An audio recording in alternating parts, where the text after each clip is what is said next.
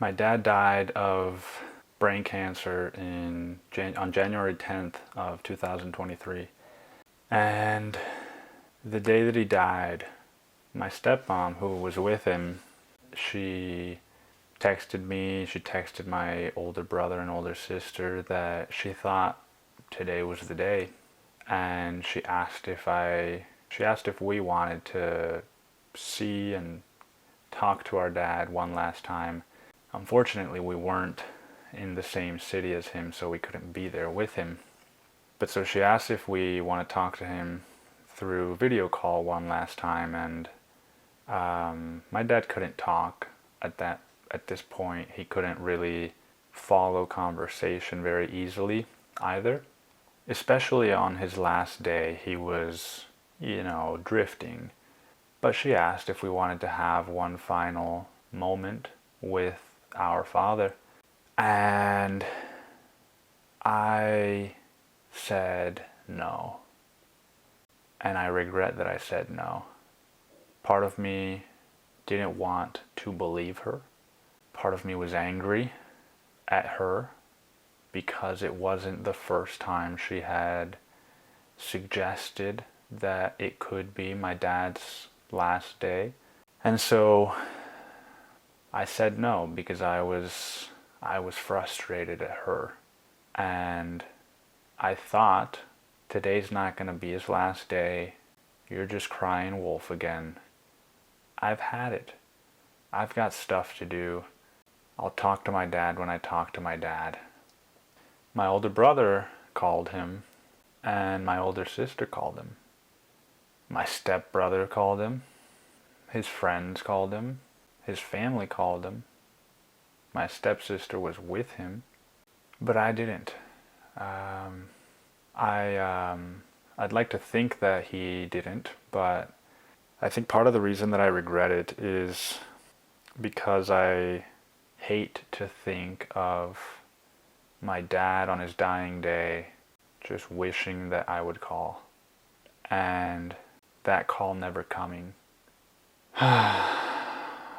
I think that if my dad could have spoken, if he could have still had a conversation at the time, he probably would have said, like, I don't want you to call me, like that. That would have been his facade. It's not a big deal, you don't need to call me, blah blah blah, but like, I think deep down he would have wanted me to call.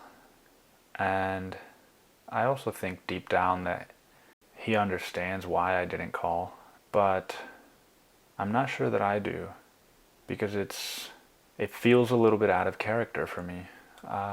In the year and a half that my dad, since he was diagnosed, I made a very concerted effort to go and spend time with him, and I had very tender, very loving moments with my dad. We were both very vulnerable with each other, very courageous in his final year and some change. And so it is out of character that on his deathbed I wouldn't call. And outside of the anger that I was feeling toward my stepmom, or frustration, not really anger, but just like, I don't even know that it was at her. I think it was just at the situation. Because this was January 2023, and I had spent all of December and most of November in Mexico with my dad in his sort of like final stage of deterioration, where he needed help to go to the bathroom. He needed help being fed, drinking water. He couldn't walk. And I extended my stay several times because I kept telling myself, his time is coming, and I want to be here when he dies. But the time just wouldn't come. It just kept, he would have glimpses of, there would be moments where he could feed himself all of a sudden, and we thought, oh, maybe he's getting better. And then it would be back to, sometimes he couldn't even lift his eyelids. He was so weak. And man, I just wish that I had called him, and I just wish that if I had such a desire to be there with him on his dying day, in person, then why wouldn't I at least jump at the opportunity to be there with him on a video call, and just for him to see my face? You know, I just keep going back to that moment of how crushing to be dying, to not be able to ask for what you want or what you need, to not be able to express really anything, but deep down to want to see your kids one last time before you leave. And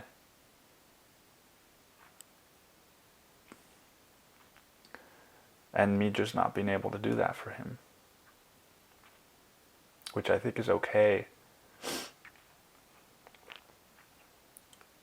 But I just really wish that I could have done that. I think what was so hard about losing my dad was the way that we lost him. How he just became so powerless. And I just really, my whole life, I feel like I've wanted to help him. And I've wanted to, like, I just have such a deep, deep love for my dad.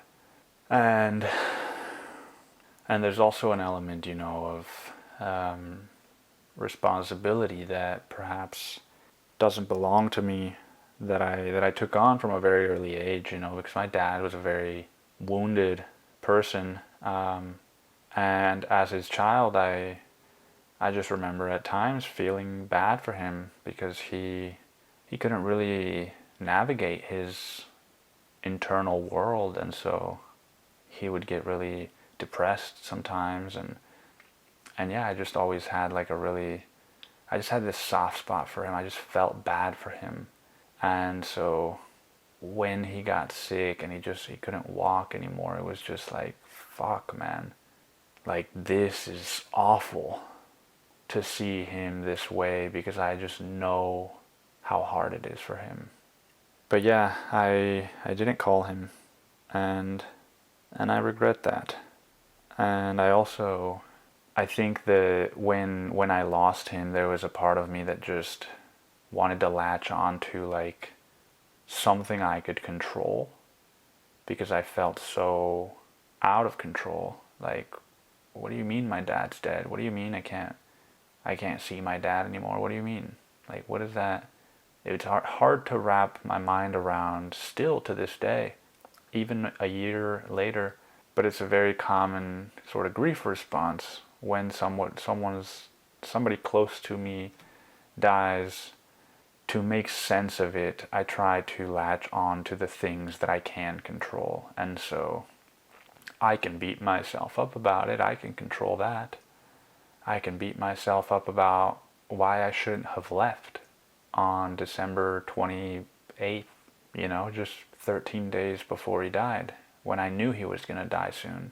But I can't bring him back. I can't, you know. So I recognize that, and I understand that. And ultimately, I see things clearly and for what they are, but there is that regret.